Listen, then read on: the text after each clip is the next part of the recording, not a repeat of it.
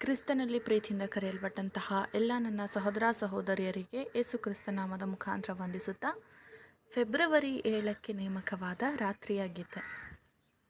ಪರಲೋಕದಿಂದ ಇಳಿದು ಬಂದ ಜೀವದ ರೊಟ್ಟಿಯು ನಾನೇ.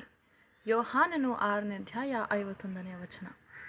ನಮ್ಮ ಕರ್ತನು ಸ್ವತಃ ತಾನೇ ಪರಲೋಕದಿಂದ ಇಳಿದು ಬಂದ ಜೀವದ ರೊಟ್ಟಿ ಎಂದು ಹೇಳಿದಾಗ ಅದನ್ನು ಕೇಳಿಸಿಕೊಂಡವರು ಅದರ ನಿಜವಾದ ಅರ್ಥವನ್ನು ಗ್ರಹಿಸುವುದಕ್ಕೆ ವಿಫಲರಾದರು ಮತ್ತು ಇದು ಕಠಿಣವಾದ ಉಪದೇಶವಾಗಿದೆ ಎಂದು ಹೇಳಿದರು.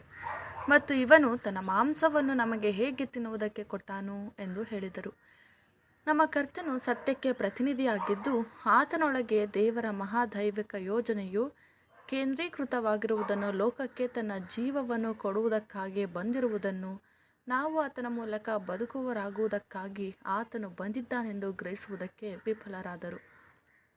ಯೇಸುವಿನ ಮಾಂಸವನ್ನು ತಿನ್ನುವುದೆಂದರೆ ಅರ್ಥಗತವಾಗಿ ಶರೀರ ಸ್ವಭಾವವನ್ನು ಉಂಟುಮಾಡುತ್ತದೆ.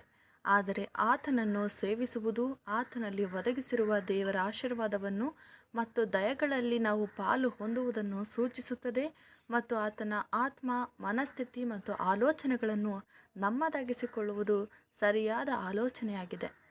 ಕರ್ತನ ಗುಣಲಕ್ಷಣಗಳಲ್ಲಿ ನಾವು ಪಾಲುಗಾರರಾಗುವಾಗ ಅವುಗಳು ನಮ್ಮದಾಗಿ ಮಾರ್ಪಾಡಾಗುತ್ತದೆ. ಆತನನ್ನು ನಮ್ಮ ಹೃದಯಗಳಲ್ಲಿ ಸೇವಿಸುವಾಗ ನಾವು ವಿಶ್ವಾಸದಲ್ಲಿ ಮತ್ತು ಆತನ ಆತ್ಮದ ಎಲ್ಲ ಕೃಪೆಗಳಲ್ಲಿ ಬಲ ಹೊಂದುತ್ತೇವೆ.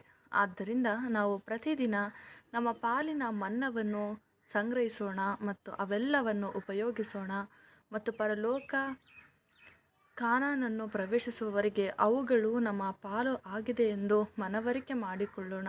ಆದ್ದರಿಂದ ನಿಶ್ಚಯವಾಗಿ ಕರ್ತನ ನಂಬಿಗಸ್ತರಿಗೆ ಒದಗಿ ಬಂದಿರುವ ಎಲ್ಲ ದೈವಿಕ ಕೃಪೆಗಳ ಅನುಭವಗಳು ಅಂಧಕಾರದ ಕತ್ತಲೆಯಿಂದ ಆಶ್ಚರ್ಯಕರವಾದ ಬೆಳಕಿಗೆ ಕರೆದಾತನ ಮೇಲಿರುವ ನಂಬಿಕೆ ಮತ್ತು ವಿಶ್ವಾಸ ನಮಗೆ ಉತ್ತೇಜನವಾಗಿರಬೇಕು ಎಂಬುದೇ. ಆಮೇನ್.